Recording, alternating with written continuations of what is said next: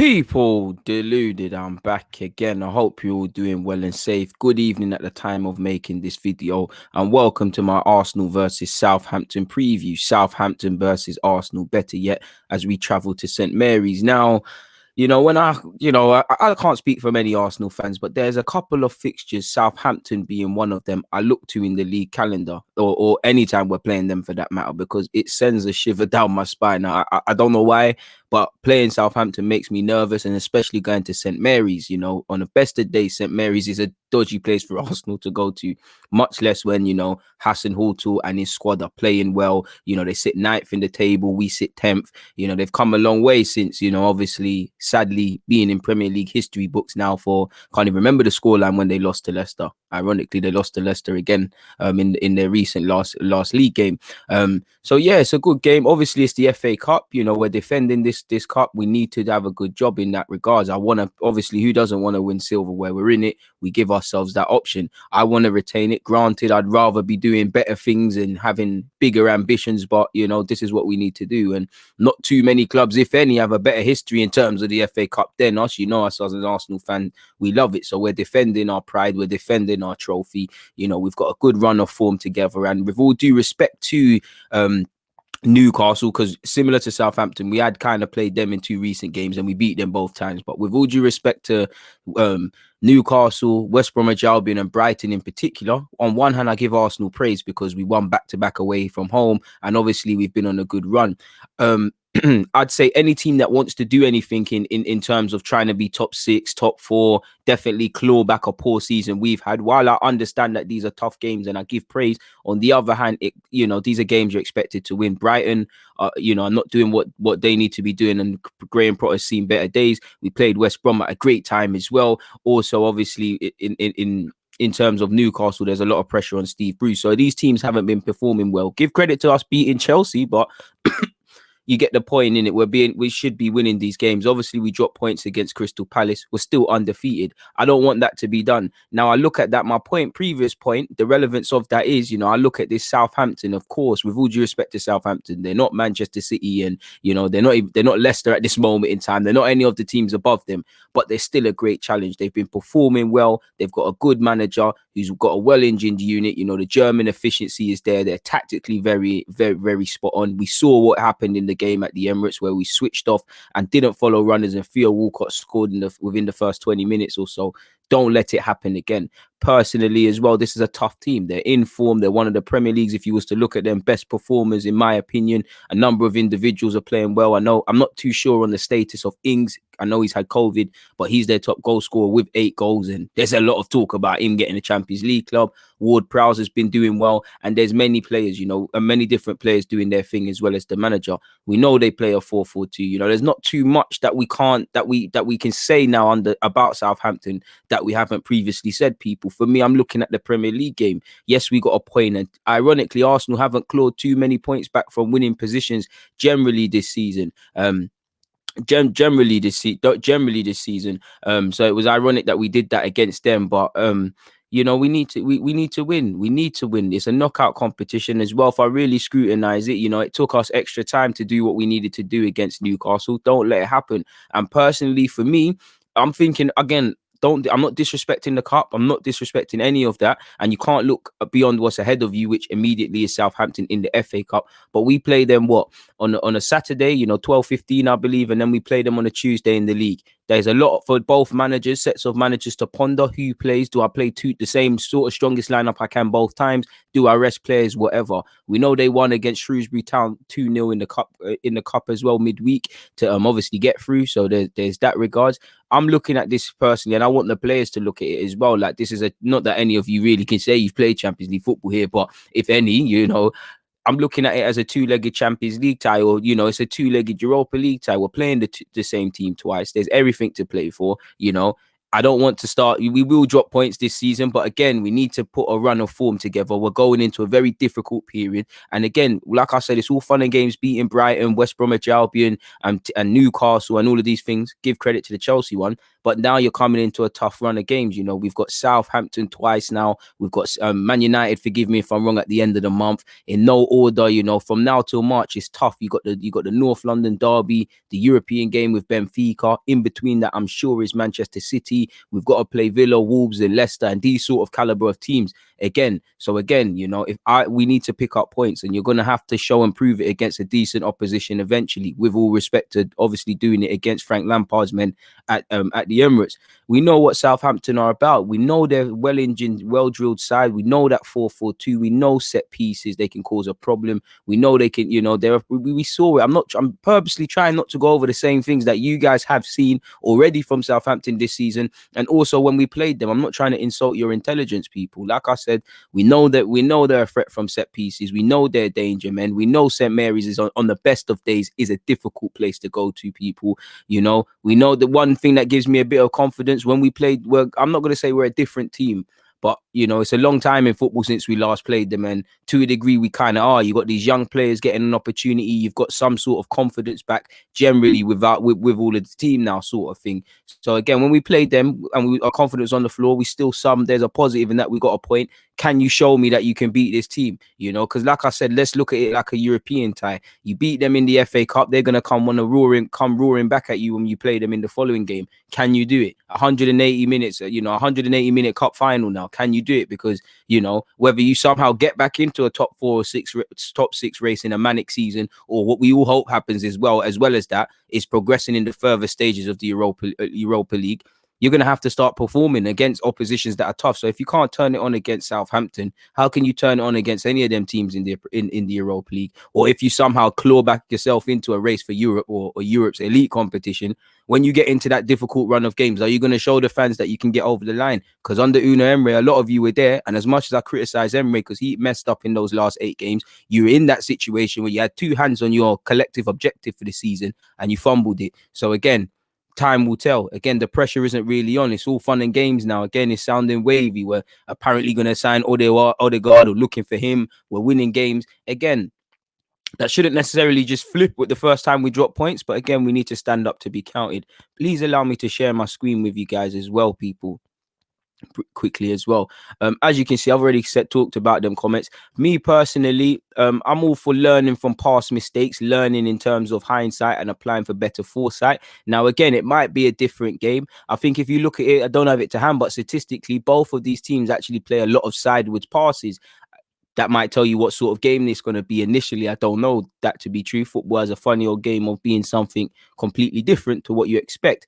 But just based on, I tried to throw my own thoughts down on let me zoom in a bit more, people. I tried to apply my own thoughts in terms of the last game. Immediately what came to mind, just in terms of, it's common sense. If you was to get into a fight when you're all in school and you lost that fight because, you know, my man has a dangerous left hook, when you go in to rematch him and get revenge, you'd want to stay out of that way of that left hook. If you let him hit you with that same shot and you get beaten up again, you can't blame no one but yourself. So again, positives in that we got a point, but we didn't take the lead. We didn't put a convincing performance. I want to do what they did at our place, at their place now. Can you go there and damage their confidence? Because they're flying high. 9th, Ings new deal, Hassan Houghton, such a great guy. You know, everybody's playing well. And I'm not saying that to belittle them. I'm saying that, can you go mess that up now?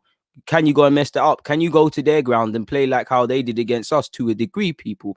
And like I said, in terms of learning your lessons, follow your runners, because that's where our goal came from, people. And this is my immediate thought, so I could be wrong. Was there a red card in this game? I should really have Googled it. I'm pretty sure there was, because I put some thoughts at the bottom. I might be wrong. But like I said, follow your runners, mark the spaces. Theo Walcott, who Arsenal, nobody should know better than Arsenal, you know. Nobody should know better than Arsenal, much less Mikel Arteta. You know, he scored. It was the movement for Theo Walcott's goal, as well as our own players not switching on. You know, his goal at the Emirates. Can you lot please review that? No, I'm not talking about you. Look, you can if you want, but the players, go and look at how that goal was conceded. Crucially, learn your lessons. Learn your lessons, because if you don't learn your lessons, there's problems. Now, obviously, Southampton fans will tell you they haven't been perfect all season, and I'm not watching them religiously. But even when they've lost, sometimes when I look at it, there's some questionable results for them. Like, they should be battering Brighton. You know, that Brighton game was quite crazy.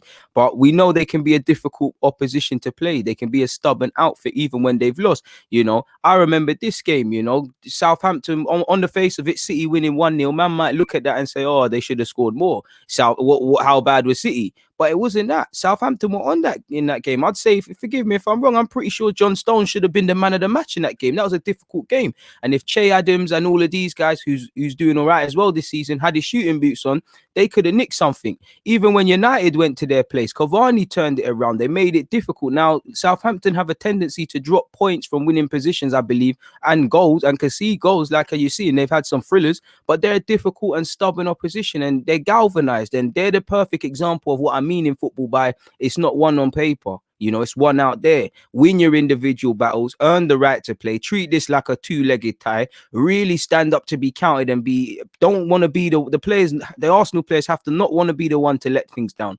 Be afraid in a positive way to not be the one that to let down everything that you've done in terms of training this week. Don't be that one. Don't be the one to let down the collectives, and don't let down yourselves, people. You know, I want this run to continue because reality is it's only 5 games. I want to see this for 10 and things like that. Equally, if we lose, I want to see bounce back on Tuesday because again, that loss or drop points in the league, hope it doesn't come across these 2 games. It will come. It's how we bounce back. Like you see, they're a stubborn outfit. We know because, well, you know, are they a stubborn outfit? Were we low on confidence? Were we stupid in that game? Now, do you leave you lot to draw your own conclusions? But they're a stubborn outfit. On the one hand, you know, it's a good point for Fulham. How Fulham managed to draw, I don't know. As you can see, they've beaten Liverpool. They were difficult to play from both of the Manchester City clubs. We ourselves saw how difficult it was. I'm sure there was again, I tried to write my notes. I did this all from memory. I've mentioned these games. I'm sure Spurs won 5-2 or something at St. Mary's, but even that was a bit of a cagey game. You know, they're a difficult opposition. You know, I want to see us isolate someone like Kyle Walker-Peters because he's a good player, but him in particular, just from me watching a couple of Southampton games, he's got a tendency to switch off. Like there is some aspects you can get at in this team. Again, I could be wrong, but I'm pretty sure it couldn't have been Villa. I'm pretty sure Gabriel got sent off in this game. If he did, he's someone I would like to see get minutes. And if I am right, like I said, this came from memory. Forgive me if I'm wrong. Learn your lessons. Learn your lessons. Why did you get sent off? What mistake did you do that led you to that point? You know, across them, I think it was 2 yellows. So that's that. In relation to the lineup, I will go with. Listen, I don't know, people, because on one hand, I heard Arteta complain when we played on Thursday and then the Monday about fatigue. You know, it's more or less the same, and it's a difficult one. Personally, I see no reason. Again, I'm not no fitness man. I know there's been a lot of games played and things like that. I really don't feel comfortable suggesting that much rotation within the team. And again, I'm just a football guy talking on YouTube. I don't know about fitness levels and where these players physically are. That's for the medics to relay the information to Arteta and the relevant parties. But I see no reason why you can't name a strong team on the Saturday and then on the Tuesday, what you'll play on the Saturday. Obviously, there's traveling things to consider, but you'll play on the Saturday. Recovery session / you know, not really anything on the Sunday. Monday you're back into it really and truly, and then Tuesday is goal time. And we've been in situations like this, and sometimes the best thing to do is just place. But I do recognize there is probably fatigue. You look at the likes of even, you know, Bellerin was left out the side. Tierney and Sakaras are people ideally, you know, you'd probably say, could we give them a rest? But, you know, because we're relying on them a lot. But even then, it's a difficult one to a degree as well. Even though I know he's come on and he's hit the ground running. Aubameyang. Now, first and foremost, people, and I've actually missed out Aubameyang just because it's the age-old story between Aubameyang and Lacazette in the FA Cup. People, I think you have to start Aubameyang. But obviously you can't play 12 players. And the first lineup, Aubameyang's not in either. To be honest, he would be moved out of Lacazette or Eddie for Aubameyang. But I just really wanted to miss it out just to kind of really just so I can see your comments after this. So I can kind of make a decision. But personally, I will go with Leno in goal. No disrespect to Runnison, to put it nicely, but we all saw Runnison is not levels. So Leno's in goal. Cedric, again, I can understand Bellerin coming in, but I feel Cedric played very well, deserved this chance. Maybe playing against your former team, you've always, hopefully, in theory, you got an extra sort of spring in your step to kind of prove people wrong and whatnot. David Luiz and Rob Holding's a bit of a toss-up. I've gone with David Luiz just because I think he's done very well as well. So I'm going with, not that Holding hasn't, but I'm going with David Luiz. I'm a big fan of Gabriel. I know our defenders are playing well. We're keeping clean sheets and we shouldn't mess it up. So I can understand if Gabriel's on the bench, but in terms of giving people minutes, and in terms of rotations, what Gabriel is someone you can get away with because he's actually a good footballer. He's actually going to make the team better, if anything. So I'd lean towards Gabriel. Tierney missed out against Palace. He was good against Newcastle. I think he's good to go again. I understand if Saka is pulled over there. Maitland-Niles could be used, of course, based on how you played and based on the seriousness I want to take this game. I don't think I'd bring in Maitland-Niles unless he's playing at right back. So I've gone with Tierney and Cedric as the centre halves. David Luiz and Gabriel complete the back four. Leno behind them. In midfield, Partey's kind of been starved of minutes, and again, we have to manage him. But for me, I'm starting Partey. I'm also going with Granit Xhaka. I'd understand if El Nene came in, but Xhaka's, whatever you think about him, he's played all right, and I want to take this game seriously. So regardless of if I think Xhaka is the right guy or not, I think he did well in his last game, so I'd go with them. Smith Rowe speaks for himself, as does Bukayo Saka. Lacazette's been well. He didn't score, I want to keep Lacazette purely because, in particular, of all the players on the field, apart from Tierney, I think Lacazette links up the best with the young players, and he presses. They start triangles with Smith Rowe, Saka, and Lacazette, and it's been serving us well. So I don't really want to mess that up. But at the same time, Aubameyang, goals win you games. I know Lacazette was our top goal scorer. Admittedly, I'm not too sure now. Aubameyang got a brace the other day, and he did score in his last FA Cup game, so he's probably the man we need to lean on, but I'm not too sure. For me, Martinelli gets minutes. Of course, the problem between the two experienced strikers could be Lacazette, Aubameyang on the left, Martinelli on the bench, but I would like to see Martinelli get some minutes. Again, for me, like Gabriel, he's a guy that if you're going to make some rotations, he's actually a good player. You're not looking at him and going, oh, what's all this sort of big thing about, really and truly, which some people sadly might say with Xhaka and Cedric if they didn't play well in their last game, me included, or maybe David Luiz generally. So I think it's an opportunity for Martinelli to get minutes. So I've gone with Lacazette purely because, Smith Rowe and Saka for Hayland have gone with it, but I don't feel comfortable leaving our strikes screaming, I want to treat it like a cup final. And not playing your strongest striker. So I'm probably, admittedly, people, it should be Lacazette. You lot can't hear me at the time. I'm talking to myself, but you lot are kind of giving me spiritual vibes. I've changed it. I'm gonna go with Aubameyang through the middle. I know what people can say what they want about target man and all the rest of it. I hear it. I personally feel Martinelli will be the one to be benched, but that's what I believe. If at a push and I had to rotate the team, people, I tried to quickly think of one where, if I had to make some rotations within to the side, and to a degree, Arteta spoke about Eddie getting minutes, so I think Eddie's going to be there. But, you can't rotate Leno. So Leno will still play. I'd bring back in Bellerin. Holding would come in for me if David Luiz is not fit. If not Holding or David Luiz, Marie is injured. So, boy, I know there's team fitness news in relation to Ceballos. If Ceballos is fit, to be fair with you, you could go Ceballos and Partey. If Ceballos is fit, I've purposely tried to leave him out. To be fair with you, you could take Xhaka out of the first lineup. I said put Ceballos there if there was terms of resting players. But in terms of this one, I've gone with Bellerin, Holding, Gabriel again. Saka do a job for me on the left at left wing back if Tierney has to get a break. El Nene and Partey would be it for me. I'll go with Smith Rowe. I'll go with Pepe on the right. I've put in brackets what you lot all expect is that William would be the one to start. I've gone with Martinelli. And he spoke a lot in the press about Eddie. So I'm inclined to believe Eddie's going to play there. So I would go with Eddie, if anything. And he said, you know what, I'm going to rest Aubameyang, then I'm going with Lacazette. But my first thought, again, would be Aubameyang. I don't really want to rotate. I don't really believe in any sort of combinations you could do. I know a lot of you are going to remind me ones I didn't say. I want to name the strongest team in both these games. If any, well, no, because I want to get... I don't know if I'd rather name a stronger team in the league or the FA Cup because we're defending it, but at the same time, I'm trying to claw something back in the league. What claw back? What you might say? I don't know myself, but I would rather... I say I'd rather win in the league, but I'd rather win in the FA Cup. I'm playing with the devil, and I'm happy I'm not Arteta, really and truly. It's almost fine with an angel and devil. It's like I'm happy that I am not Mikel Arteta, and I don't have to make this decision, people. So, yeah, man, that would probably be... I don't really want to play the second lineup, with all due respect, really. I want to name the strongest team, and that would probably be an unchanged lineup, really and truly, from the last game.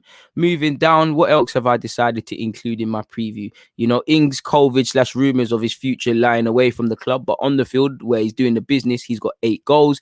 Ward-Prowse is 9th in the league for passes with 1,224. Again, like against Spurs with Højbjerg or Michael Keane at the time for Everton, 9 times out of 10, you stop this man, you kind of stop half the team. It's half the team. I'm not here to overrate Xhaka, but statistically, Xhaka's probably very high for touches, progressive moments in the game, and everything kind of runs through him. For obvious reasons, you stop Xhaka. As looking at Arsenal, you stop Xhaka, you probably stop a lot of their play, with all due respect to Partey and these players who are clearly better than him and amazing. We know what Ward-Prowse is about. He's made a lot of passes. I'm not sure he's gained a reputation for passes like that. We all know he's a danger from set pieces, whether they'll be direct free kicks, delivering them, corners, and the rest of it. And technically, he's a very good footballer playing in form.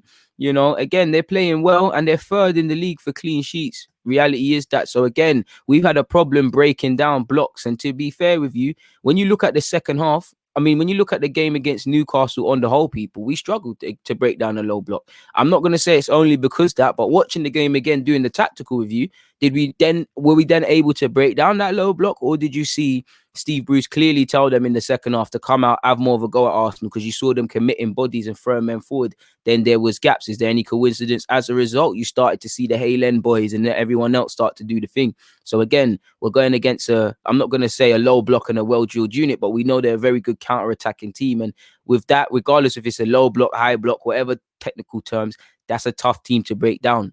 Third in the league for clean sheets. That's a goalie who knows what he's doing. That's a back five, including him, that know what they're doing. That's a team that can defend from the front. That's a team that Hasenhüttl has built. So we know what we're expecting. We're going to have to break them down. We're going to need to know what we're doing in possession.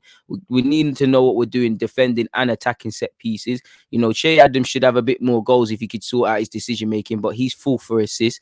They're 8th in the league for passing and we're 4th. So both teams are decent on the ball, and I do think they both play a lot of sideways passes. They're 27. They've got 27 goals in the Premier League, people, which makes them 10th, and we're 12th. So they're a better unit than us. They're scoring more than us. They're keeping more clean sheets and scoring more goals than us. This is why I want to treat this like a Europa League. So, like the game we're playing Benfica over 2 legs. Simple as that. In terms of Arteta, I saw some key parts or what I deem key parts for you guys in terms of his press conference. When asked on the squad, he said, as strong as it can be. So again, I expect a near enough lineup you've been playing in the Premier League. We'll assess the players, clearly copy and pasting it, bang there. Said we'll assess the players, who is fit to play, who has recovered. We have a few issues after the game as well. So in the next 2 days, we will see the best possible lineup. Southampton were going to be playing them twice in 3 days, which is strange, and try to keep the FA Cup run going as well. Facts, nothing more to say. On life being better when the team is playing well, he said it's always much better. We want to continue the run. We haven't done anything. We've just won a couple of games. And that's what I was saying at the start, people. That's the manager. I know people might say, oh, DG, you're being harsh and all these things all the time. Bro, that's your own manager saying that. That's the manager of the football club saying that. So what am I saying? Exactly. We've only won a couple of games. You ain't accomplished nothing. So there shouldn't be no complacency, no lax approach, no divine right. Or if anybody's thinking that you could turn up at St. Mary's, advance in the FA Cup, and when we play them on Tuesday, win. It's back to square one. Fantastic bits of confidence and the numerous other positive superlatives we can say with the run we're going on, but it's irrelevant now. A boxer can't look back at his own fights and get gassed off that when everybody's looking at him to make sure he can keep beating up everyone in the division. We haven't done anything. We need to have that same hunger to put things right that I saw in that first game against Chelsea. And that's the problem with Arsenal. We're not in this sort of top 4 race right now through ourselves because of dropping stupid points. Go out and prove us wrong. He said there are still a lot of things to improve. Certainly in the league table, we have to look much further. We have to be more consistent. The first half of the season is gone now, so we have another half to play, and hopefully it will be much better. Seeing is believing. When asked about Bamian's fitness, he said, as far as I know, he's feeling very good. And I'm sure, having won this cup for us, being, in the last couple of games, well, in the FA Cup for us, being our talisman, I'm sure he wants to play. On how much the FA Cup win brought him the time he has now, I'm not going to read it all, but he said, I don't know. When I was losing football matches, I wasn't thinking about that cup. In football, the pressure that is football, the pressure, sorry, I can't read. I really can't see this. The pressure that this football club brings is to win today. What you did yesterday doesn't count anymore. It's about tomorrow, the next game, the next goal. I just want to focus on that. And it's true, you can't rest on your past loads. He was then asked on playing them twice in 3 days. He said the difficult times make staying down there impossible because of the restrictions we have with spending time together in hotels. I know. So I think we'll be in and out very quickly. I'm moving like I can't read. I swear down, this ain't copy and paste properly. when asked on whether you're almost seeing more of a player's character when they're not playing well, and you should really, he said, when I see someone behaving like he has done and training like he has done all the time, trying to help, but accepting my decision, which is tough for him. But at the end, challenging in a way where he has all the time competing in training. And when he has the chance to play, he does it well. And all the time for asking the reasons why he's not playing and what he has to do better. I just want to reward this kind of behavior and player. And Cedric has done that for sure. And I should have mentioned at the start, people, that's obviously in relation to Cedric and how he's taken his chance and had a good game. Statistically, if you look at statistics, people, Southampton have won just one of their last 9 meetings with Arsenal in all competitions. You'd have to go back to 2018 for when they did that in the league. They've lost 5 and drawn 3. So again, if I was them and I was as confident as they were on the back of their form, they should be saying this is the time they put it right. As you lot know, Arsenal have been victorious in all of their, in all 4 of our 5, in all 4 apologies of our previous FA Cup ties against Southampton. So yeah, and the last time we beat them, we've gone on to win the competition. So hopefully we can retain this. Southampton have won just 3 of their last 17 FA Cup matches against Premier League opponents, beating Blackpool in 2010-11, and also Watford and West Brom. Arsenal have won 11 of their last 12 FA Cup away games. I'm sure you will remember when we lost to Nottingham Forest. That was stress, people. And, Aubameyang is our talisman. He knows how to score goals. Aubameyang has scored in all 4 of his FA Cup appearances, people, and he's netted 6 in total in the competition. And like you can see, the last player to do something even of that stature was Overmars. So that's a good sort of thing for him to be among. So we'll have to see what happens, people. Like I said, hopefully we get something in terms of a prediction. I don't know, people. I don't know. Like I said, I'm gonna say 3-1 Arsenal. Let me be a bit more positive. I'm gonna say 3-1 Arsenal. But again, like I said, I want to treat this like a European clash, people. It's 2 legs. That's what I'm looking at it as. We should see that even if we win this game, see that only as the halfway point. Because when we play them on Tuesday, they're gonna be angry, assuming we're gonna win. So yeah, that's what I believe in terms of this game. They're my thoughts in relation to this game. So yeah, thank you very much for listening to my Southampton versus Arsenal preview. Arsenal versus Southampton. Hopefully it's a positive result. Please make sure you're looking around, because obviously I'll be doing a watch along for this game. On that note, though, people, take care. Deluded, I'm out. Please make sure you subscribe. It's in the bottom right hand corner. Don't get away without hitting the like button. Check out the descriptions for all the socials. I appreciate everyone who views my content via Twitch. Deluded Gooner 187 for those of you who are, on Twitch. On that note, peace.